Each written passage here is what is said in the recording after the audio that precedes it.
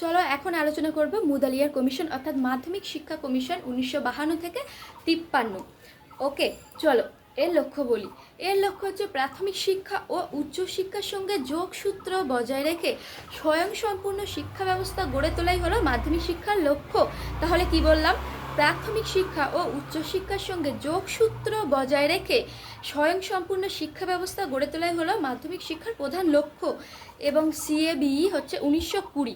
সিএবিই কি হচ্ছে? Central অ্যাডমিশনারি board of education হচ্ছে সিএবিই, যেটি প্রতিষ্ঠিত হয়েছিল 1920-তে। এবং এই মাধ্যমিক শিক্ষার অনুসন্ধান করার জন্য কিন্তু এই সিএবিই কমিশনের গঠন হয়েছিল। ওকে, মানে গঠিত হয়েছিল।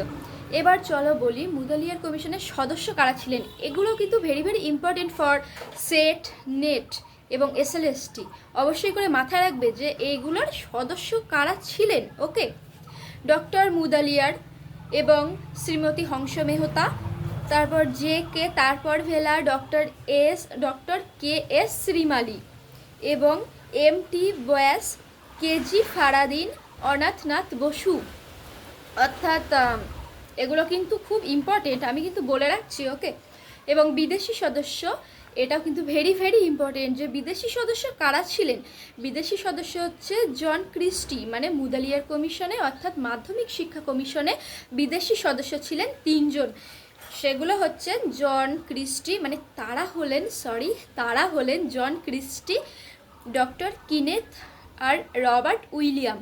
এবং এটি কিন্তু ছিল 16টি অধ্যায় এবং 300 পৃষ্ঠা। অর্থাৎ মুদালিয়ার কমিশনের রিপোর্টটি ছিল 16টি অধ্যায়ে গঠিত এবং পৃষ্ঠা ছিল 300টা। এবং এটি হচ্ছে প্রাক বৃত্তিমূলক কোর্স চালু করতে হবে। এবং এই মুদালিয়ার কমিশনে বলা হয়েছিল কি, যে শর্ত ছিল কি, প্রাক বৃত্তিমূলক কোর্স চালু করতে হবে এবং শিল্প শিক্ষা কর অর্থাৎ ইন্ডাস্ট্রিয়াল এডুকেশনাল কেসেস এবং কৃষি বিদ্যালয় স্থাপন, পাঠ্যক্রম, উদ্যান নির্মাণ, পশুপালন, কুটির শিল্প ও আবাসিক বিদ্যালয়, আংশিক দিবা বিদ্যালয়, হোস্টেল। এই হোস্টেল কিন্তু কারা করেছিলেন?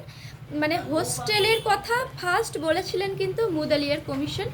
মাধ্যমিক শিক্ষা কমিশনে কিন্তু হোস্টেলের কথা বলা হয়েছে, অর্থাৎ আবাসিক বিদ্যালয়ের কথা বলা হয়েছে। এবং মেয়েদের গার্হস্থ্যবিদ্যা, শিল্পশিক্ষা, সঙ্গীত পাঠ্যক্রম কিন্তু জীবনকেন্দ্রিক নয়। এবং নৈবেত্তিক অভিক্ষা, cumulative record card, system of symbolic marking, public examination, এগুলো কিন্তু সবই মুদালিয়ার কমিশনে বলা হয়েছিল। এবং এবার যেটা বলবো সেটা কিন্তু ভেরি ভেরি ইম্পর্টেন্ট। ওকে, যে মুদালিয়ার কমিশনে শিক্ষার্থীদের মূল্যায়নের জন্য 5 পয়েন্ট স্কেল সুপারিশ করা হয়েছিল। অর্থাৎ তোমার পরীক্ষায় কিন্তু কোশ্চেন আসবে এরকম যে 5 পয়েন্ট স্কেল কোন কমিশন সুপারিশ করেছিল। অর্থাৎ 5 পয়েন্ট স্কেল মূল্যায়নের জন্য সুপারিশ করেছিল মুদালিয়ার কমিশন অর্থাৎ মাধ্যমিক শিক্ষা কমিশন, যেটা গঠিত হয়েছিল 1952 থেকে 53।